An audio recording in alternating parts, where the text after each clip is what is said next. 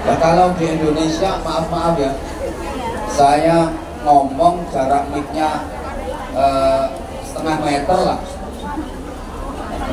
itu masih jelik dari luar. Nah kalau di sini ngomong harus sambil ngemut mic. Kalau nggak saya tempelin di sini nggak bisa keras. Nah, udah sesi pagi tadi 2 jam lebih, terus sekarang jamaahnya kalau rame, nah saya nggak bakalan kuat ceramah nanti. Mohon kesadarannya. Saya tahu kok ramenya bukan karena apa bikin kisruh gaduh, enggak. Ramenya itu karena saking senangnya ketemu idola. Yang sebelah sini tuh deh, apa lu tak belum noleh mereka belas. Oke, sekarang saya noleh ke situ.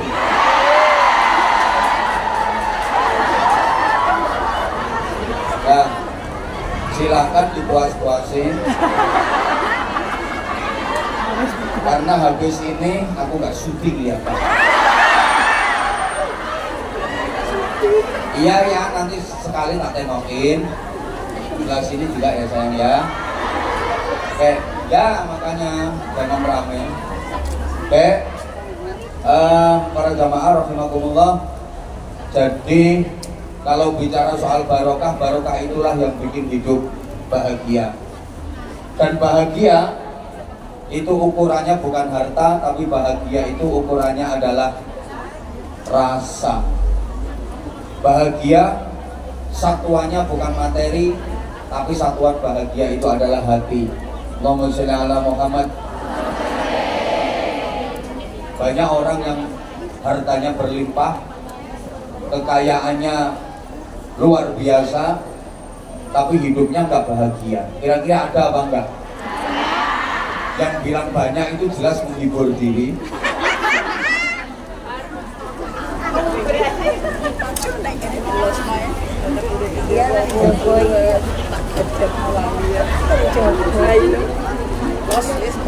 Yang berhak bahagia bukan hanya orang yang banyak harta. Buktinya itu orang miskin kayak sampean,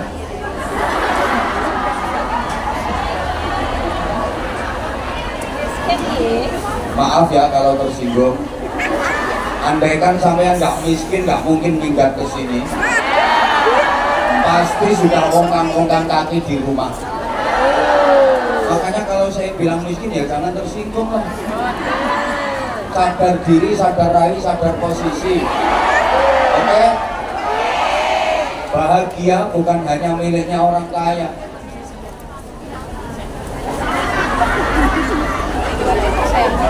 Bahagia ini gak cuma hai wong suki-suki. Wong sing melarat-melarat ya sampeyan ngene iki yo berhak bahagia. Tuh. Andaikan yang bisa bahagia itu cuma orang-orang kaya saja, sedangkan orang miskin gak bisa bahagia, berarti Allah gak adil. Siapa yang menentukan kaya miskin? Siapa yang mengatur kehidupan orang ini ditakdir kaya, orang ini ditakdir miskin? Nah kalau yang bisa bahagia hanya yang kaya saja, sedang yang miskin nggak bisa bahagia, berarti Allah nggak adil dong. Kan? Banyak kok orang kaya nggak bahagia, banyak kok orang miskin bahagia. Contohnya yang ada di sini bahagia, nyatanya nggak kelihatan burat-burat kesedihan di wajahnya, nggak ada sama sekali. Saya yakin yang hadir di sini semua bahagia. Jangan disangka di gedung mewah tiada rintihan dan air mata. Jangan dikira di gedung reak di bawah jembatan tiada senyuman dan tanda tahu. Bahagia bukan cuma milik anak muda saja. Dikira yang bisa bahagia hanya anak-anak muda. Orang tua nggak bisa bahagia. Bisa. Banyak orang menemukan kebahagiaan di masa tuanya. Bahkan ada pasangan suami istri yang makin tua makin mesra. Waktu masih muda kayak cuek-cuek saja. Bahkan pisah, satu di Indonesia, satu di Hong Kong.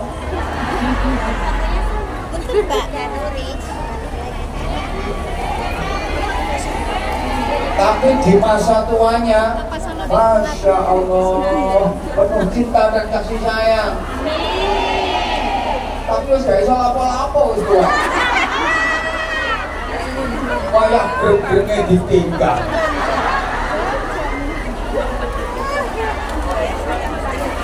Saya nggak nyindir, cuma numpulin dah semua.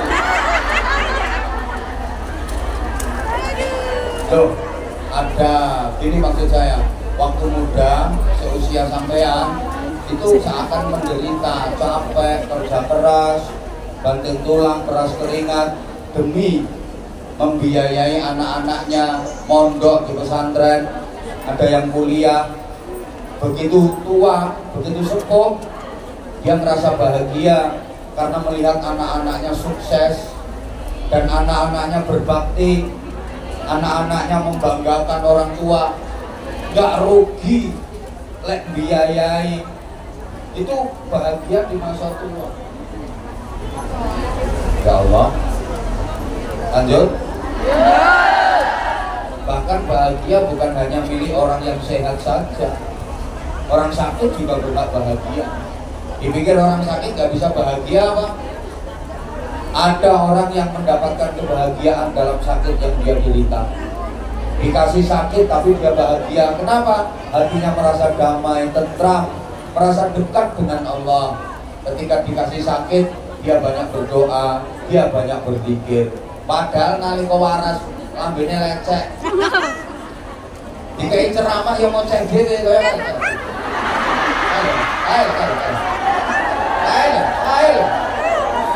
Ayo kan. Kudu ireng.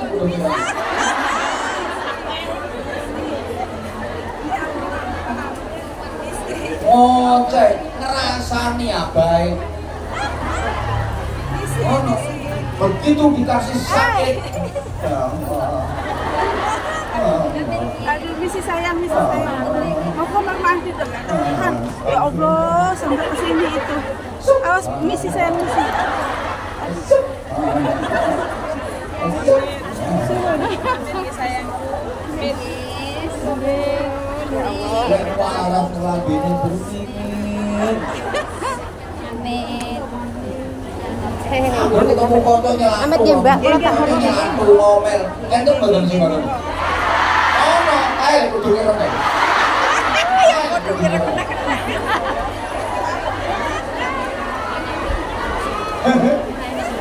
Begitu dikasih sakit, dia jadi banyak berzikir, dia jadi dekat sama Allah. Artinya dia merasa damai, mendapatkan bahagia pada sakit yang dia derita. Saya pernah cerita, ada seorang pemuda sakit lumayan parah, opnam di rumah sakit beberapa hari. Tapi dia merasa bahagia, sakit tapi bahagia. Bahkan ketika sudah sembuh, dia diajak pulang sama keluarganya, dia nggak mau. Dia lebih bahagia di rumah sakit karena dia lagi jatuh cinta sama perawatnya. Lewat mana saya? Lewat mana? Bahagia itu kadang-kadang ada pada rasa sakit.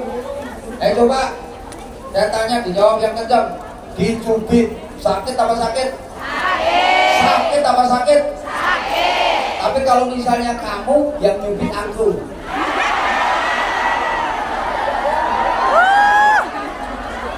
kamu yang nyubit aku,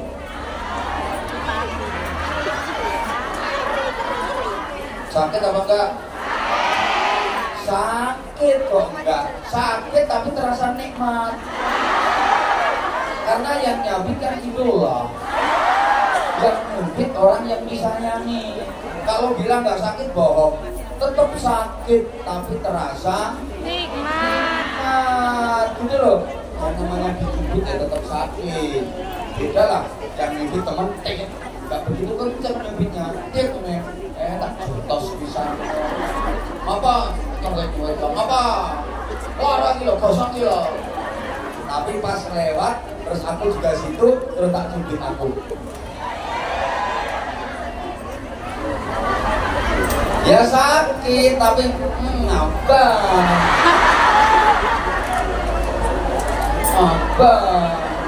Kok nganti siwel gak diobati kok, malah diambak nombok kenang-kenangan.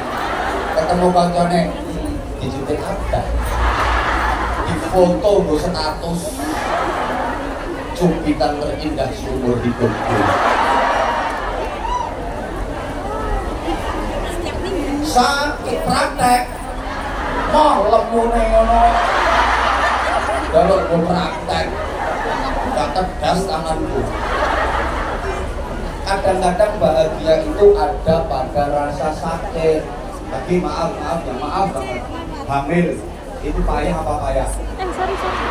Sampai apa capek? Apalagi kalau udah gede, sakit apa sakit? Tapi kalau yang dikandung itu anak suami yang dicintai,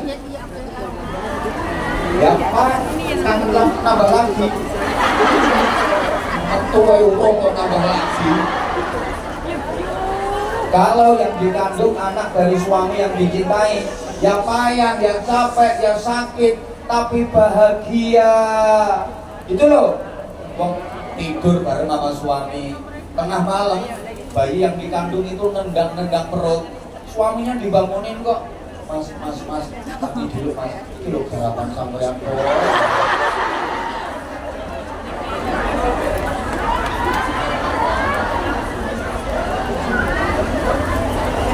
Ben, sama tak ceritani ini ben pengen. Ya nggak tambah nenes kok begini. Kok begini efisien?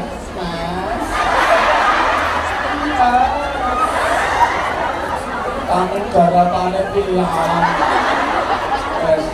Ben, kapok.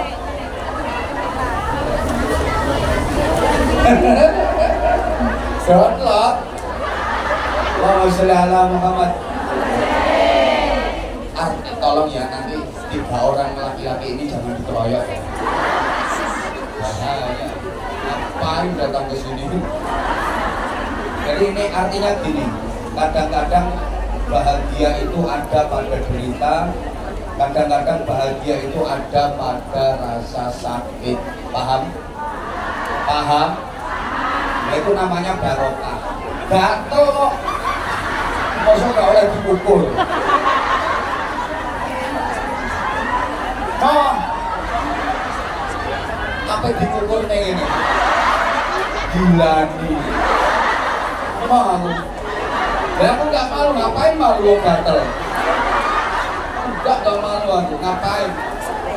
Gak izin aku. Walaupun ada di sini laki-laki, ya aku nih gatel tak pukul, minta pukul.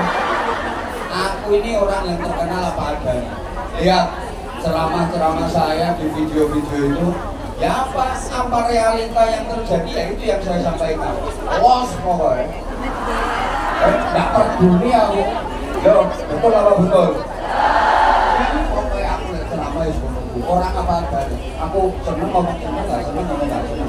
Aku les nyelok ngomong yang langsung tok. Gak terima kayak arek telu ini misalnya. Misalnya kalau tak sindir, tak lama mbak Cik mau minggat kehadiranmu tidak penting.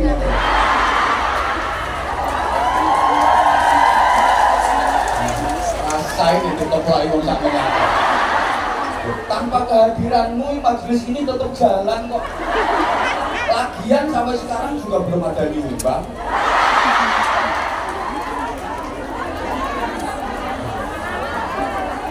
Terus menang gue gimana kok ada. Saya orangnya kayak gini. Ini kan gara-gara saya kukur-kukur bokong cilok. Enggak, itu kalau lah. Enggak. Lah aku kok anane wis. Ngapain bakal ditutup-tutupi? Wong aku ngelihat sampean yo tahu semua. Tahu aku ono kipas-kipas kelek. Bro aku gayane kok ditutup-tutupi. Malah ono sing ngene. Itu sambil kancing bajunya dibuka. Ayo ki apane sing dikipasi, ayo. Gak malu. Wong sampe Cemisi saya. Coba itu apane sing dikipasi, ayo. Ya wes. Aku lo matane. Usah pola aku kok mbok awasi. Ya tak lupa aku tak lupa. Untung sing manggon ning arep areke alim-alim. Coba iku sing manggon ning arep. Maren. Udah. Jadi bahagia itu satuannya adalah hati, bukan materi. Sehingga saya sering sampaikan, hidup ini yang penting bukan apa dan berapa yang bisa kita dapatkan, tapi yang penting adalah apa dan berapa yang bisa kita rasakan. Bisa mendapatkan, kalau nggak bisa merasakan, rasa-rasanya percuma, betul? Berhasil mendapatkan, kalau nggak bisa merasakan, percuma, betul? Kayak sampean berhasil mendapatkan laki-laki tampan, rupawan yang jadi idaman, berhasil sampean dapatkan jadi suami sampean, tapi sampean nggak bisa merasakan. Kamu tinggal minggat kok, percuma. Bojomu buatan neng omah nganggur ketekur, percuma. Itu namanya berhasil mendapatkan tapi nggak berhasil merasakan. Bisa mendapatkan tapi nggak bisa merasakan. Banyak loh, banyak orang yang bisa mendapatkan mobil mewah tapi nggak bisa merasakan nikmatnya naik mobil mewah karena dia kena stroke berat. Mobil mewah itu paling murah harganya 4 miliar, tapi dia stroke berat. Jadi ini tumpahannya terima geledekan kursi roda. Parah bisa stroke-nya. Apa persis? Matur suwun. Matur suwun. Dan berhasil mendapatkan mobil mewah tapi nggak bisa merasakan. Percuma lah. Ada itu orang yang duitnya miliaran bahkan triliunan mungkin, tapi hidupnya di ruang ICU. Jangankan makan minum, orang dia makan minum infus, berak, kencing, diselam, duit triliunan ini nggak ada gunanya. Pemulihnya cuma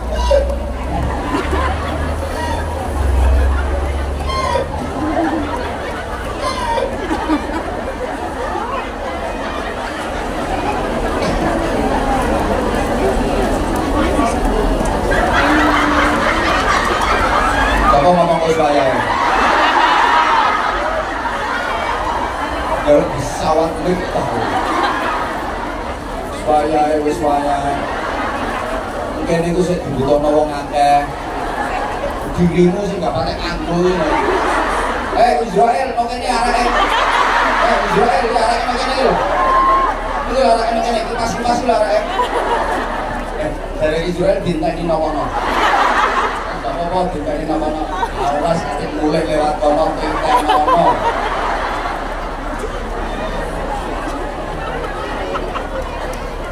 Allahumma sholli ala Muhammad. Yang penting bukan apa dan berapa yang kita miliki, tapi yang penting adalah apa dan berapa yang bisa kita nikmati untuk kita syukuri. Percuma dong memiliki kalau nggak bisa menikmati.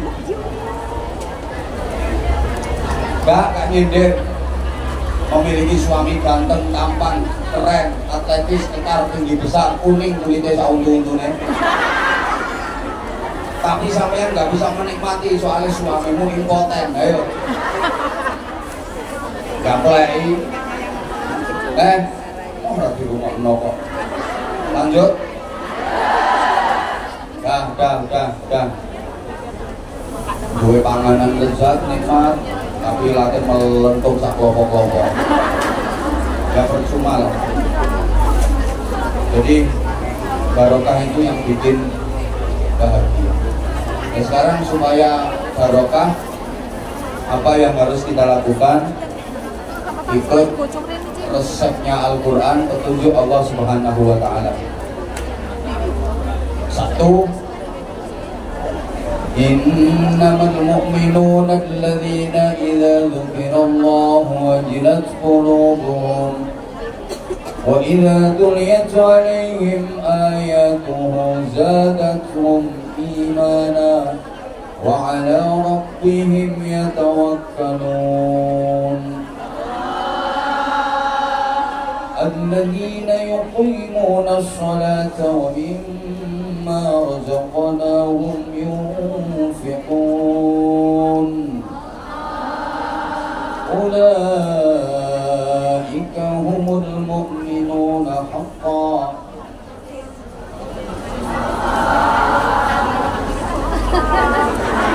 Rai bangkarone perkataan. Lahum darajatun 'inda rabbihim wa maghfiratun wa rizqun karim.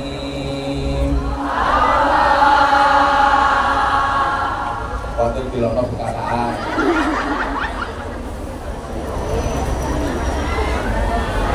Anjane dirimu gak tahu tepak. Ada 5 hal yang harus kita lakukan sebagai orang yang beriman. Saya yakin yang hadir di sini adalah orang-orang beriman. Meskipun ada yang jilbaban cuman ketika datang di pengajian. Sekarang orangnya senderan cagak. Makanya jilbabannya wagun. Orang kulino. Buka rambutnya ya semiran. Ya memang jamaah ya Banza itu sedang aneh-aneh bukan. Gak apa-apa, tapi aku sayang sama mereka. Aku udah mulai dulu jamaah model kayak gitu kok. Udah mulai dulu, bukan cuma di sini, di Indonesia juga. Di jamaah patah-warak, bugil itu udah mulai dulu. Udah mulai dulu. Raketok. Hah? Ya itu, sing rewel-rewel itu maksudnya. Ngelumpuk.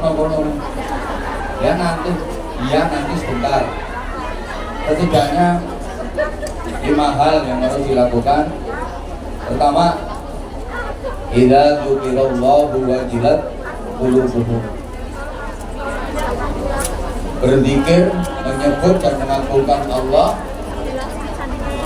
Zikir yang bisa membuat hatinya bergetar. Menyebut nama Allah menggetarkan hati.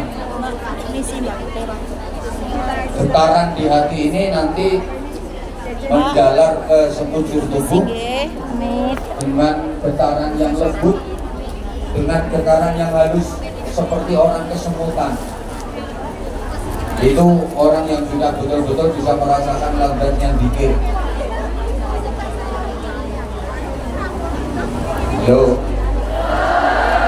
ini yang ada pasar ikan itu gimana ya? Di sana ya? Alhamdulillah, yang sebelah sini udah sembuh. Ganti Rono, kok motor ganti Rono? Gak mari-mari gitu.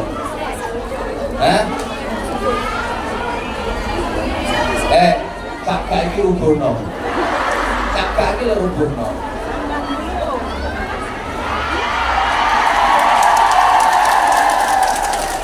Awas orang rame tak parani tak antar di sini. Tak turuti kaya ngene tak turuti kapan rame kita nono.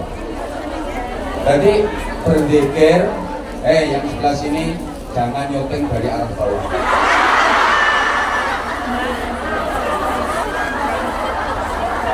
Kalian bertiga amankan sarung saya. Sama nilainya apa berapa? Wes aku tak ngomong. Zikir menyebut nama Allah yang mampu menggetarkan hati. Tolong dijawab, pernahkah kalian masing-masing menyebut nama Allah sampai hati bergetar, menyebut nama Allah sampai hati berdetak? Pernah apa enggak? Pas utangmu akeh kae. Pas utangnya akeh wayahe nyaur, wayahe ditagih. Ya Allah. Muga-muga ora ditagih ya Allah. Itulah saat dimana sampeyan menyebut nama Allah dan hati sampeyan bergetar. Maksudnya getaran karena zikir para jamaah. Hati sebagai generator pusat dan sentralnya itu bergetar halus lembut, kemudian getaran itu menjalar ke sekujur tubuh dengan halus kaya wong gringgingan. Jadi orang kok terus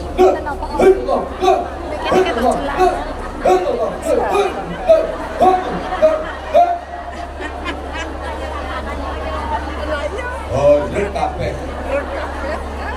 Tapi getarannya halus. Orang yang sudah ahli zikir pasti bisa merasakan. Oke.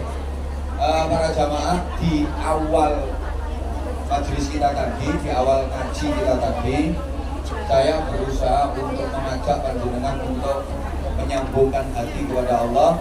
Setidaknya hati itu bergetar, tersentuh, dan alhamdulillah beberapa berhasil sampai menitikan air mata, sampai ada yang menangis soal lilin utangnya akeh. Belen paspornya digadekno.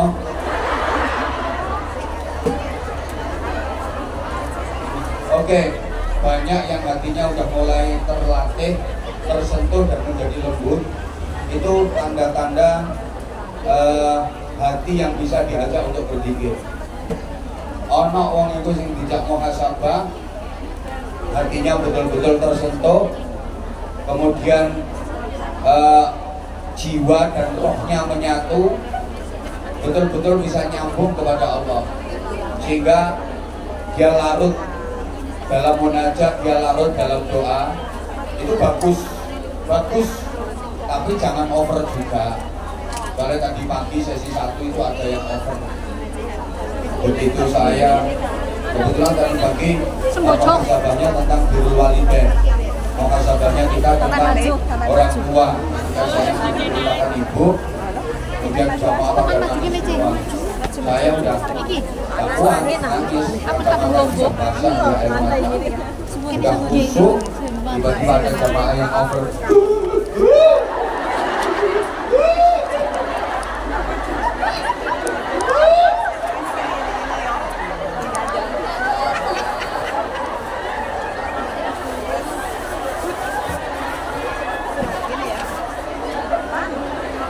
Apa?